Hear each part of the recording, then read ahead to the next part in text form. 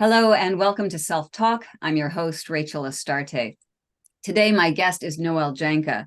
She is a politicized coach for social change leaders and author of Rebel Healing, Transforming Ourselves and the Systems That Make Us Sick.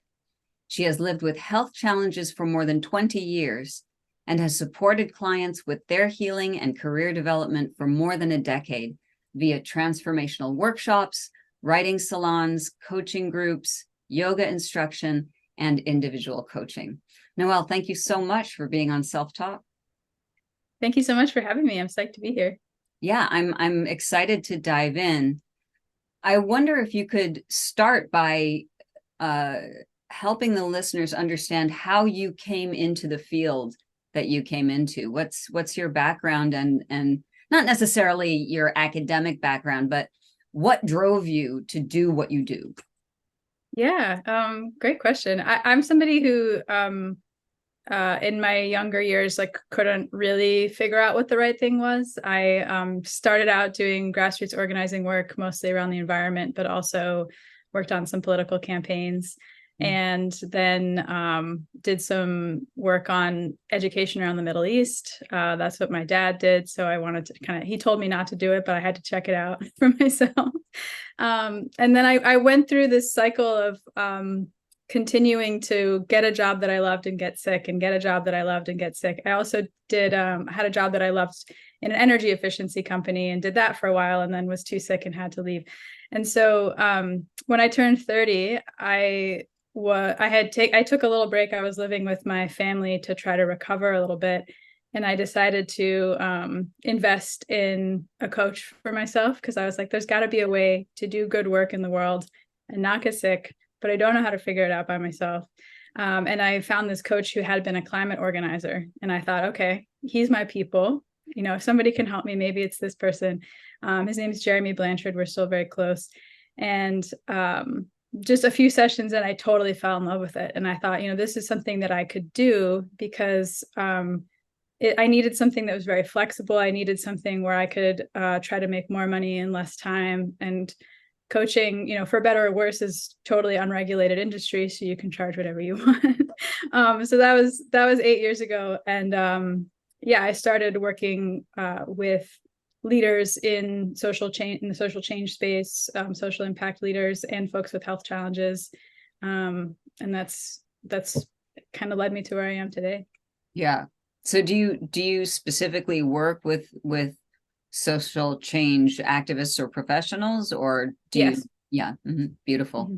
Yeah. Mm-hmm. So what a great niche that is too, because there are a lot of issues that come up emotionally as well.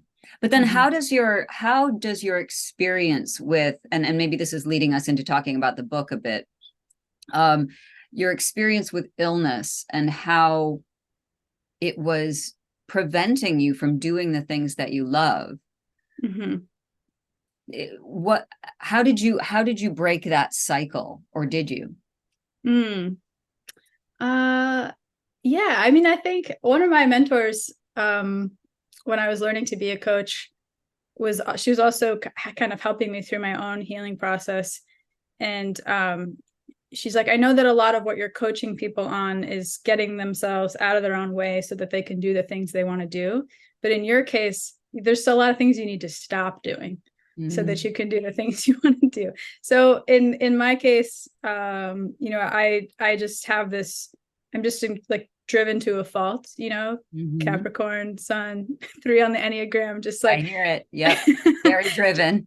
Just doing, pushing. And I was sort of for many years was like, I'm sick, but I'm not going to let it stop me. I'm still going to do all the things I want to do. And I would just, I was burning myself out over and over. So learning how to rest, learning how to find community while I was resting, learning how to ask for help. Those are all things that I had to figure out, both as a human and a business owner and a friend. And and just to kind of survive in the world. And I think the biggest thing that I learned in my own healing journey is how to be with this experience of being in a body that doesn't work like other bodies without suffering.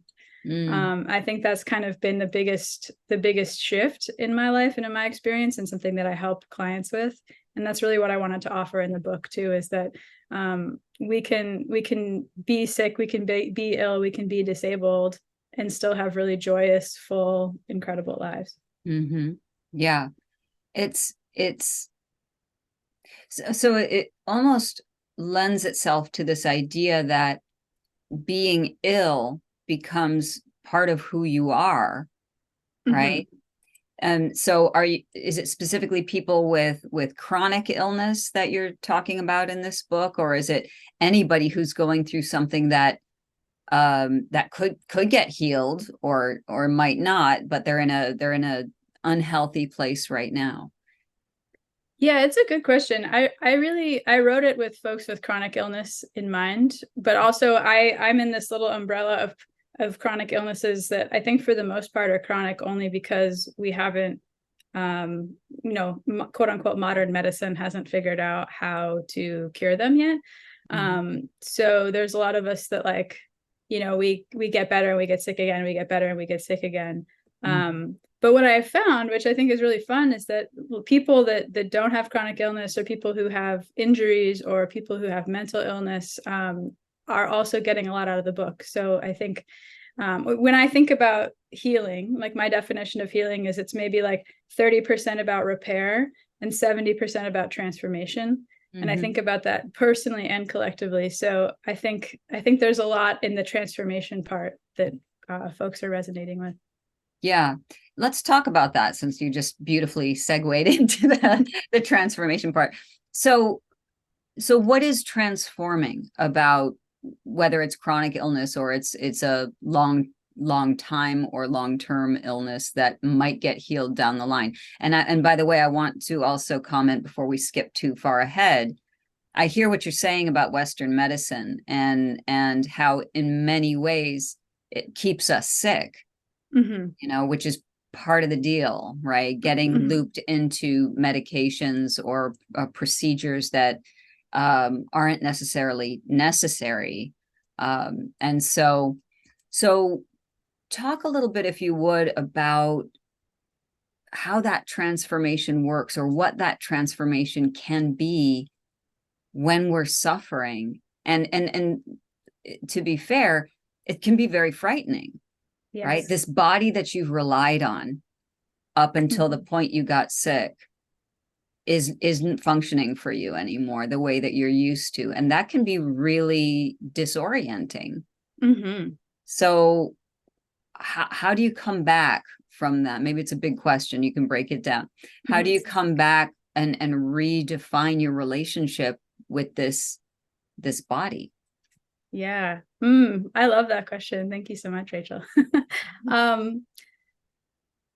It's interesting that you used the term come back, but then also said redefine your relationship, because I do think that it's in the redefinition where the magic happens. Because I think, so for folks who acquire chronic illness, for differentiating from people that are born with chronic illness or disability, it is a really disorienting process, and it involves fear, anger, upset. I think that's all important. Those are all important stages to go through. And I think one of the places that we eventually get to, if someone is committed to their healing, and by healing I mean the transformation part, is surrender. Right. And I think it's one of the hardest parts of a healing journey is surrendering to what is. And everybody's on a different timeline. So for folks who are listening, I want to normalize that, like if you're upset and angry for a decade, you're beautiful and wonderful. And that's your journey. If you figure it out in a year, like, God bless you, please teach me your ways. Like it's really different for everyone. But I think part of what we have to surrender to is that we can't go back. We can't go back to the way things were. And I think about that again on a personal and a collective level, because the way things were those were the conditions that created our illness. And that could be conditions that were within your control, like you got sick because you were working too much or eating poorly or whatever. But those conditions could also be environmental or people in your family died or something tragic happened or some combination of all of those things. Right. And so we sometimes are just like, I hear folks say a lot, like, I just want to be normal. I just want to feel the way that I felt before. And I think that is, we can get really stuck there, because that's not actually what we need. What we need is to go somewhere different. Mm-hmm. And that's really frightening and scary in itself, talk about fear. Sure. It's like, taking off on a journey and you have no idea where you're going, but you have to go somewhere other than here. Mm-hmm. Yeah, just so the idea of going back, maybe that was my error to what was in my mind was maybe not what came out of my mouth. Going back to trust in your body, mm-hmm. going back to trust in your life, and a sense of self-agency that you had before you were ill. Mm-hmm. Is there a way back? And what I'm hearing you say is it's going to be different, but mm-hmm. but that self-trust, which you talk about, the intuition is a big part of it. Yeah. Being able to listen to your body and what it needs. Mm-hmm. Yeah. So yeah, I think for some people it's going back to that. You're so right. And I think for some people it's finding it for the first time. Good point. Yeah, for sure. Mm-hmm. So in a way, not to put a shiny polish on it, but illness is a way to a different level of awakening for a lot of people. Yeah, I think so. I think it's a portal for sure. Yeah. Well, that's what they say in shamanism, right? Sometimes to be initiated into shamanism, you have to go through a life-threatening illness to really awaken yourself to what is possible and to shed some of what wasn't working. Mm-hmm. Yeah. So let's talk a little bit about that, about healing. You talk about 3 elements of healing, mm-hmm. and we just talked about them a little bit, but you discuss intuition, mm-hmm. connection, and context. Could you talk about those a little bit? Sure. Yeah. So I think, there's so much that goes into healing, and there's so many, incredible healers out there and books and things. But I think those are sort of 3 elements that are often missing from the conversation about healing, and not just healing from chronic illness, but healing more broadly. But especially in chronic illness, there's so many books that are like, if you just eat the right things and meditate enough and do your yoga, you're going to get better. And then there's so many of us who are like, I did all the things and I'm still sick. What's wrong? So that's part of why I wanted to highlight these in the book. And so in terms of context, I really wanted people to understand that they weren't alone, and that their illness was not their fault. Not that they had zero agency in it. Like, I think we actually, we do have agency in getting ill and getting better, or getting healing. But more than 60% of Americans have at least one chronic condition. Mm. So when people find themselves with a chronic illness and feel really isolated, it's important for people to understand that, like, you're actually in really good company. There's a lot of us. And also that we are living in a society that from its very inception has not privileged life, right? Like, our society was built on genocide and slavery and profit, and that continues to live on in all of our systems and institutions, or we'll say most, including our medical system, mm-hmm. Which, there's also eugenics baked into our medical system. There's so much. And so I just think it's important for us to remember that we are trying to heal inside of a system that isn't actually interested in our well-being. And so in order for us to heal, we have to be non-normative. That's where the title of the book comes from, Rebel Healing. We have to be rebellious. And where the connection piece comes in is that our society is also has become so individualistic. Mm-hmm. And I think that we can probably trace every single one of our social challenges as a society back to a lack of connection. Mm-hmm. And I think part of what makes the experience of chronic illness so challenging is this kind of feeling of isolation. People who are bedbound or housebound, or just otherwise feel like left out of a lot of what's going on. And so a lot of what I talk about in the book is, even if we are bedbound or housebound or otherwise isolated, how can we find people? How can we reconnect? How can we find each other? How can we find other people who share our experience? I think that's really, really huge. And the intuition piece is, I really have found in my own experience and working with clients on cultivating their intuition for 8 years now, that that is how we can heal ourselves, by building a relationship with our intuition, strengthening that relationship, learning to trust what comes up. Our bodies will tell us what we need. Yeah, and I know you know this, which is, you know, so great for everyone that works with you, and but just trying to spread the gospel a little wider, because I think it's also so simple, you know, like once folks can listen and hear and trust and consult their intuition on a regular basis, like everything becomes so much easier. Not just healing, but like, you know, figuring out when you want to go to the grocery store and what you should have for dinner, and like how to support your kid. Like all of that becomes so much easier when you have access to your intuition. Yeah. And it's a resource that's right there all the time, you know. And but you raised a really excellent point, which is this individualistic society versus community building, village making, all of that, and how important community or connection is for healing. Right. So, and the point that came up for me is, and I know you've spoken about this before, and we hear it so often, this idea that we have to do it all. This idea that it's my body, it's my illness, right? It's my responsibility to take care of this by myself. I don't want to burden anybody else with my stuff. Right. And I understand that. Okay. So I'm a Virgo, so I'm all about like, you know, like get her done. And so, and do not create waves. So what would you tell someone who is in that place where like I don't want to have to talk about how much fear I have or pain I'm in. I'm just bitching all the time. How can I create community without being, you know, a broken record in a way? Great question. I do think that finding spaces to bitch are important, especially with people who really get it.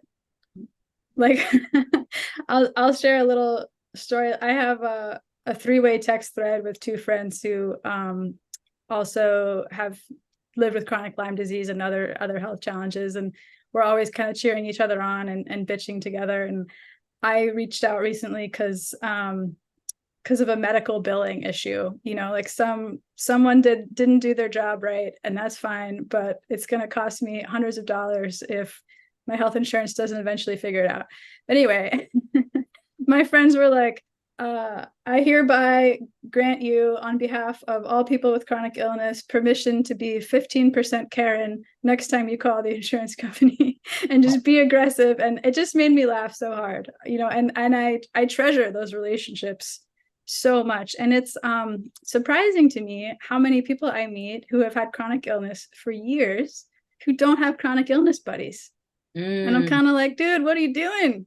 No wonder life sucks for you right now. Like, you know, you got to find people, you got to find your people. And I think that is possible. You can find people, you know, through online support groups or, you know, Facebook pages. I mean, we're everywhere, you know, us folks with chronic illness are everywhere. So I think that's really important, is to find your people, find places to bitch, but also find places where you can be supported.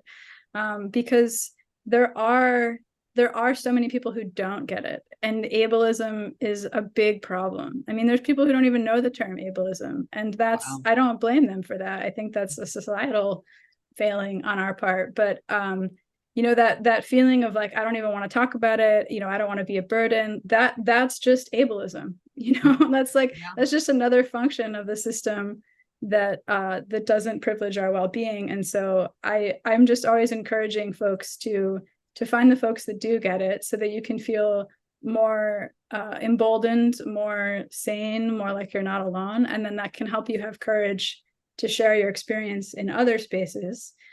Because I do think that all of us not sharing our truth is a missed opportunity too, because there's so many of us who are sort of in the closet with our health challenges. And when we can find each other and be open about it, some really beautiful things can happen. Yeah, for sure. And I think that's what it's really about, is finding the right people, right? Yeah. Because it's one thing to say, I'm going to join a meetup group for long COVID. And then they're all a bunch of assholes. So what do I do? You know what I'm saying? So it's like, that can happen too. Yeah. Right. So how do I find my people? You know what I mean? So that, I think, to me, it sounds like it would be a bit of trial and error, but I could also see, having organized communities myself, sometimes just by having that shared experience makes it a little easier to go deeper quicker. You know what I'm saying? Yeah. So I'm actually saying this for the listeners who are like the yeah buts. I always hear the yeah buts when I'm talking about, yeah, but I can't find my people. Right. So yeah. Well, and I think this is a place where people can use their intuition, their powers of manifestation too, is be really clear on who you're looking for and tell people who you're looking for, and trust that they'll show up. I think, but part of the trial and error thing, you're like, okay, not that group, so who am I looking for? And then putting that out there, asking your intuition, how do I find these people? I think that can be useful in the process too. Yeah. So don't get discouraged, right? Keep going and keep trying. Yeah. So let's talk about the shadowy underbelly of this wonderful work that you're talking about. And this comes up a lot. And the reason I'm asking about it is because I think we need to talk about it too, to really cover all the bases. There is also victim mentality, right? There's a sense that I'm sick and that has become my identity. And I'm not even I'm going to expect people to treat me differently. And I want to be honored for my pain, right? So how does that differ from the surrender and the growth of knowing that you have a chronic illness and still trying to, or stepping on the path of redefining who you are with a chronic illness, as opposed to slipping into that woe is me mentality? Does that make sense? Yeah. Well, I do think that it's probably part of the process for everyone. Like, I think I'll be so impressed to hear from people who are like, I never did it. I've never felt like a victim. Because in a way, I think we are, and so I think part of it is saying, like, yes, like, I have been harmed, and I am willing to use my power to change this, and I'm willing to pull my people in, and I'm willing to find my own support structure and my own medical team, and whatever is needed. So I guess I just want to normalize, like, yeah, victim mentality is not a good place to stay, but I do think it is a place that we all visit, or sometimes visit and then crawl out of, and then fall back into, and then crawl out of. And I think it's just really important, again, to have your people, to have your supports, to have, mentors of any kind who can say, I think you've slipped back in, or I think, you're in victim mentality again. Like, I know I've pulled in so much support from different people over the years who've pulled me out of that place. So, and also I'll put in a quick plug for brain retraining programs like Primal Trust or the dynamic neural retraining system for folks who are really stuck in that rut. That can really help people get out, because the process of resetting your limbic system requires you to get out of that space for at least 6 months. And so that can really make it easier to get out of there and stay out of there in the future. Yeah. And I think you made a really important distinction. Victim mentality as identity versus having a bad moment when you're and you feel like, why has this happened to me? And I and I'm sad and I feel crushed, and that's human to have those feelings. That's the difference, is not staying in that headspace. Because what you described did not sound like victim mentality to me. Finding your right medical team, finding your people, getting the care that you need. To me, victim mentality is, I'm staying here, right? As you said, don't stay in that place. But of course, you're going to have those feelings, Yeah, and I think that the isolation breeds staying in victim mentality. So that's another reason why I'm just like, community. Yeah, for sure, 100%. Because your people won't let you stay there also. That's right. That's right. And they also understand it because they've been there likely themselves. Right. So let's talk a little bit about the root cause that you discuss in the book between rebel healing itself and what that actually means, the personal and the collective issues, and how they interplay. Sure. Let's talk about that for a sec. Yeah, so that was something I had kind of had written a whole other book, and then I became obsessed with this idea of the root cause. Because I'm trained as a grassroots organizer, and in when you're organizing a campaign or you're trying to write policy, you're always trying to be as strategic as possible. Like, what is the most strategic way to solve this problem? And I was going to the doctor, year after year, trying to get support to solve my problem, and they didn't want to go to the root cause. They just wanted to address the symptoms. And then I was, being somebody who's interested in politics and systems and this kind of thing, I would see the same thing in our public policy, in, efforts that were happening in my community. There were lots of policies to address symptoms, like people being unhoused, drug addiction, that kind of thing, but nothing that was really getting to the root causes of the problem. And I was sort of like, there's a connection here, and I don't know what it is. And I think, I could talk about it a bunch of different ways. And I had mentioned, the genocide, slavery, profit over life piece before, but I think if you really boil it all the way down, and I think we're seeing this, unfortunately, play out all over the world in current events right now. I mean, I think the root is trauma. It's all of us, playing out our trauma on each other in our systems. Yeah. And I wanted to say that too, in terms of like, how do we get out of and stay out of victim mentality? I mean, some of that just is trauma healing, is being committed to healing our trauma. And I think that's where being willing to do our healing work becomes a contribution, not just to us, but to our families and our communities and the people around us. Because, I'm sure we've all heard the phrase, hurt people hurt people. Yeah. And by willing to not be those people anymore, that is going to actually create the possibility for us to shift on a personal and a collective level. 100%. Yeah. And I want to stress that point is, the way that I put it in the same vein, is a community is only as healthy as the individuals that comprise it. So we owe humanity the blessing of our own healing. And the more people do that, and we're not propagating this hurt cycle of trauma, intergenerational trauma and collective trauma that occurs as a result of that. So what I love to end on when I get with this is, listen to how powerful you all are, right? Like, just you doing your work makes a huge difference to the collective. Yeah, I couldn't agree more. Yeah.